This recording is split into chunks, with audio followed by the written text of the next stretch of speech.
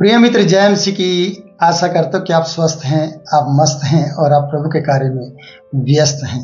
प्रियो, हम प्रभु की दाग के बारे में कार्य करें और आइए हम उत्पत्ति की किताब उसका 39 अध्याय को हम देखते हैं और उसके तीसरे पद को हम देखने वाले हैं। चौथे पद को ज़्यादा गौर करेंगे, क्योंकि हम जब परमेश्वर की बातों को देखते तो परमेश्वर अगर जिस व्यक्ति के संग रहें उस व्यक्ति के ऊपर परमेश्वर का भी अनुग्रह और मनुष्य का भी अनुग्रह आ जाता है जिसके संग परमेश्वर है, जैसे कि हम नीति वचन में पढ़ते हैं। तो प्रियो, यहाँ हम इस प्रकार से देखते हैं कि यूसुफ के स्वामी ने देखा, जो पोतीपर है, कि यहोवा इसके संग रहता है और जिस कार्य को इसको सौंपा जाता है उस कार्य को यहोवा इसके हाथों के द्वारा सफल कर देता है। और तब उसके 4 पद बता रहा है, तब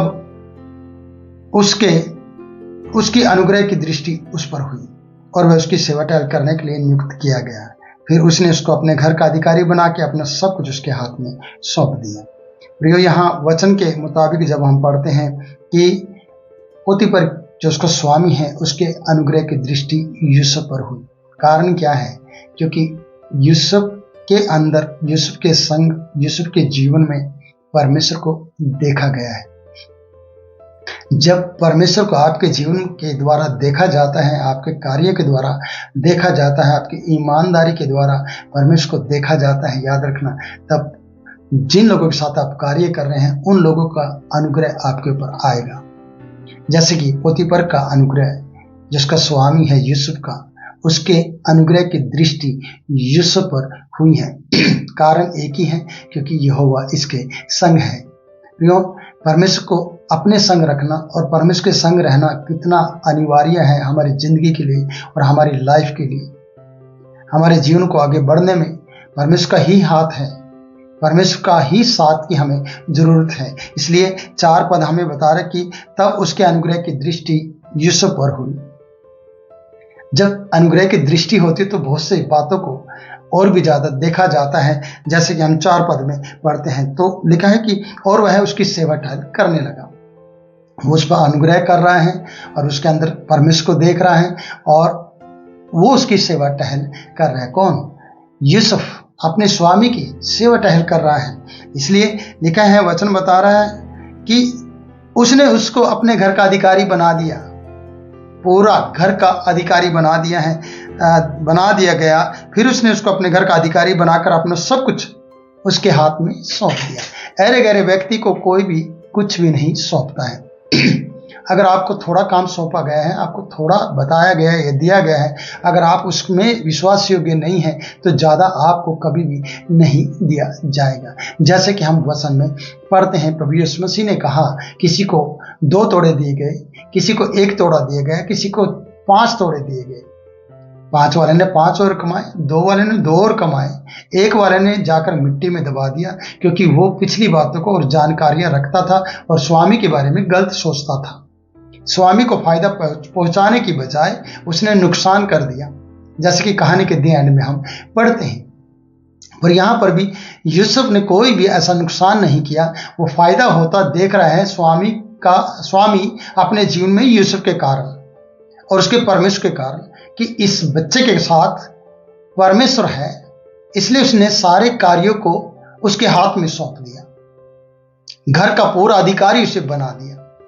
देखो, जिन भाइयों ने उसे घर से निकाल दिया, जिन भाइयों ने उसके स्वप्नों को मिट्टी में मिलाने की कोशिश की, जिन भाइयों ने उसका बेचकर पैसा खा लिया, जिन भाइयों ने उसके लिए पिता को झूठ बोल दिया कि वो मार दिया गया है, वहीं पर परमेश्वर यूसुफ का संग रहकर इसे इस घर का अधिकारी बना रहा है और उसे प्रभावशाली व्यक्ति बना रहा है इस पोतीपर के नजर के अंदर। और पोतीपर इस पर अनुग्रह करता हुआ चला जा रहा है और उसने देखा कि इसके संग परमेश्वर है, तो उसे पूरे घर का अधिकारी बना दिया और सारा काम इसके हाथ में सौंप दिया गया है, इसके हाथों में सौंप दिया गया है। आज अगर आप कुछ काम को अपने हाथ में लेना चाहते हैं, जो थोड़ा आपको दिया गया है, अगर उसे विश्वास योग्यता के साथ आप नहीं करते हैं तो दूसरा काम आपको कभी भी नहीं सौंपा जाएगा। उस काम की जिम्मेवारी आपको नहीं दी जाएगी जिस काम के प्रति आप वफादार नहीं हैं, चाहे वो प्रभु यीशु का कार्य हो, सुसमाचार का कार्य हो, या फिर आपके अगुवों के द्वारा दिया गया चर्च का कार्य हो। या फिर आपके घर का कार्य हो, या फिर गली मोहल्ले का कार्य हो, या जो आपको कहा गया अगर आप उसमें विश्वास योग्य नहीं रहे, जो आपको कहा गया उस बात को आपने नहीं माना, तो आप विश्वास योग्य व्यक्ति नहीं हैं प्रियो, तो आप पे विश्वास नहीं किया जाएगा। पर यहाँ पोती पर जिसको स्वामी है उस पर पूरी रीति से भरोसा कर सकता है। इसलिए जो भरोसेमंद व्यक्ति होते हैं, जो विश्वास योग्य लोग होते हैं प्रियो, उनको ही काम दिया जाता है और पूरे घर का अधिकारी वही लोग बन जाते हैं जो विश्वास योग्यता में जीवन जीते हैं और जिनके ऊपर परमेश्वर का अनुग्रह हो, उन पर मनुष्य का अनुग्रह भी आ जाता है, जैसे कि हम यूसुफ के ऊपर देखते हैं। क्या आप नहीं चाहते कि परमेश्वर आपके ऊपर अनुग्रह करे और मनुष्य भी आपके ऊपर अनुग्रह करे? पर पहले आपको परमेश्वर के प्रति विश्वास योग्य होना पड़ेगा। चर्च आने की बारी हो या चर्च में कोई भी फेस्टिवल हो या त्योहार हो या कोई भी ऐसा प्रोग्राम हो, अगर आप उसमें विश्वास योग्यता के साथ आते हैं और उसमें अपने हाथ को आगे बढ़ाते हैं, या चर्च के दिन आराधनालय में आकर परमेश्वर की महिमा करते हैं और रुककर बहुत से काम को आप करते हैं, तो आपके अंदर उस विश्वास योग्यता को देखा जाता है। चाहे वह दान दशवांश भेंट देने का मामला क्यों ना हो, चाहे वह आपको प्रतिदिन कोठरी मीटिंग में आने का मामला ही क्यों ना हो, चाहे वो वचन पढ़ना और प्रार्थना और घुटने टेक कर बातचीत करना और दूसरों को अच्छा बोलना यही बात क्यों ना हो, उन सब बातों में परमेश्वर आपको चेक करता है और आपके अंदर विश्वास योग्यता को देखता है कि आप फेथफुल व्यक्ति हैं या नहीं हैं। अगर आप फेथफुल व्यक्ति हैं तो याद रखना आपको और भी ज़्यादा आशीष मिलने वाली है और आपको बहुत सा कार्य सौंपा जाने वाला है, जिसके कारण से आपके ऊपर अनुग्रह की दृष्टि आएगी और आपके अंदर और आपके जीवन में और आपके संग और आपके अंग संग परमेश्वर को देखा जाएगा उस स्वामी के द्वारा जहां पर आप कार्य कर रहे हैं। इसलिए यहाँ वचन बता रहे हैं, 4 पद को लिखा है कि तब उसके अनुग्रह की दृष्टि उस पर हुई और वह उसकी सेवा टहल करने के लिए नियुक्त किया गया। किसकी? पोतीफर की सेवा टहल करने के लिए नियुक्त कर दिया गया, क्योंकि वो उसे देख रहा था। आगे बढ़ते हैं।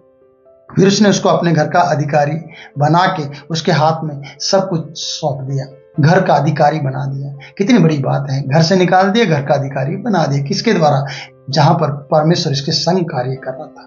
परमेश्वर को आपके संग चलने में कोई भी शर्म नहीं आती, याद रखना। हम पापियों के साथ परमेश्वर ने अपने नाम को जोड़ने में शर्म, कतई भी शर्म नहीं की, जरा से भी वो झिझका नहीं है।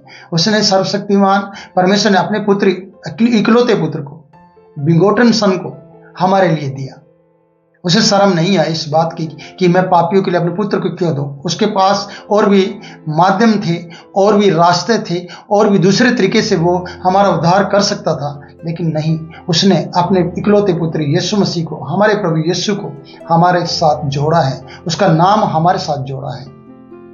उसे शर्म नहीं है इस बात के लिए। और वचन भी कहता है कि उसे आपका परमेश्वर कहने में कोई भी शर्म नहीं आती है। इसलिए यहां लिखा है, वचन बता रहा है कि परमेश्वर ने भाइयों से हटाकर यहां पर इसे प्रभावशाली व्यक्ति बना दिया और यह दिखाना चाहता कि मैं तेरे संग हूं और तू इधर उधर मत ताक।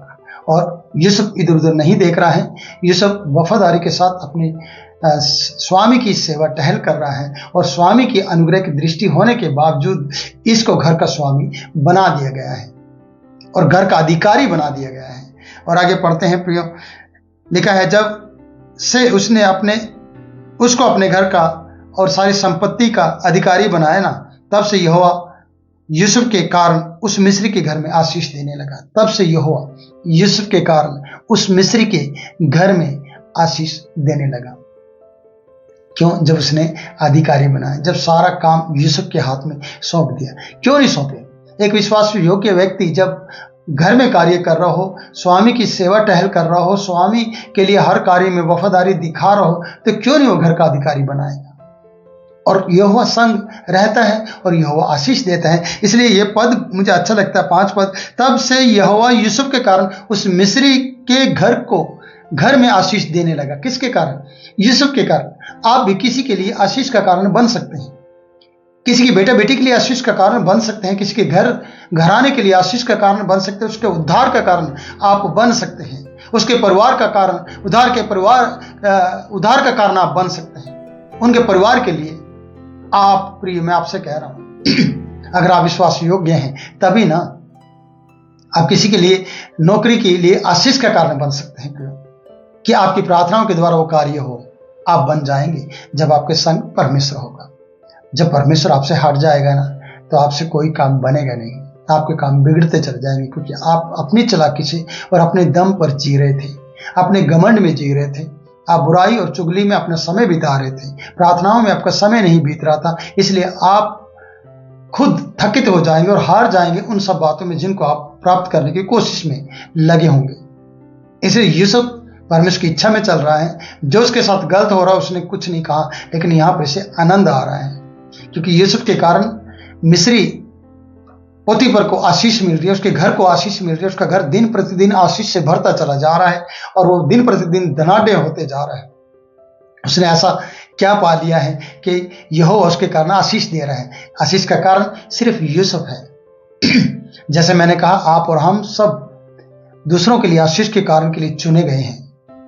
बाइबल बताती है कि परमेश्वर ने जगत के मूर्खों को चुना यीशु के द्वारा, और यीशु हमें आशीष का कारण बनाना चाहता है दुनिया के लोगों के लिए।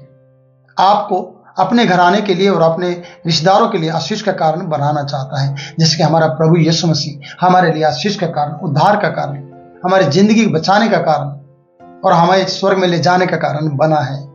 ये परमेश्वर ने अनुग्रह करके किया है।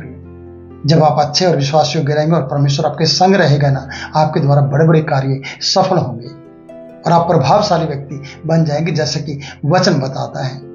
यहां पर वचन बता रहा है कि मिस्री यहोवा यूसुफ के कारण मिस्री को आशीष देने लगा और मिस्र भी पूरा आशीष पाएगा इसके कारण से। किसके? यूसुफ के कारण से। इसलिए प्रियो, अगले पद में मैं बहुत सी बातें करूंगा, पर यहां पर मैं इतना ही कहूंगा, क्या आप विश्वासियों के बनने के लिए तैयार हैं कि आज से आप निर्णय लें कि परमेश्वर के दास, मैं आज निर्णय लेती हूं कि मैं विश्वास योग्यता के साथ जीऊंगी। परमेश्वर मेरी मदद करे और मैं घुटने टेकती हूं। प्रभु मेरी सहायता करे और प्रभु आपको चंगा भी करेगा और प्रभु आपको आशीष भी देगा और प्रभु आपको दूसरों के लिए आशीष का कारण बनाएगा। ये मेरा वादा है आपके साथ। आइए मैं आपके लिए दुआ करूंगा। हमारे उद्धारकर्ता परमेश्वर, जितने भी वचन सुना है और जितने भी आप आंखें बंद करके तेरे सामने घुटने टेककर प्रार्थना के लिए तैयार हो गए हैं समर्पण के लिए, उनके समर्पण को आप ग्रहण कर और परमेश्वर तेरे साथ विश्वास योग्यता के साथ जीने दे, ताकि ये औरों के लिए भी विश्वास योग्य बन सके। आप इनकी सहायता करें, इनके तमाम रोग, इनकी तमाम बीमारी, परेशानी, पैसे की तंगी, दिक्कत सब यीशु मसीह के नाम से चली जाए। दया कर पिता, प्रार्थना सुन कबूल कर, यीशु के नाम से आमीन। जय मसीह की। इस वीडियो को लाइक करें, शेयर करें, हमारे चैनल को सब्सक्राइब करें, औरों के लिए इसे आशीष का काम करें। कमेंट में लिखें कि आपने किस प्रकार से आशीष पाई है। God bless you.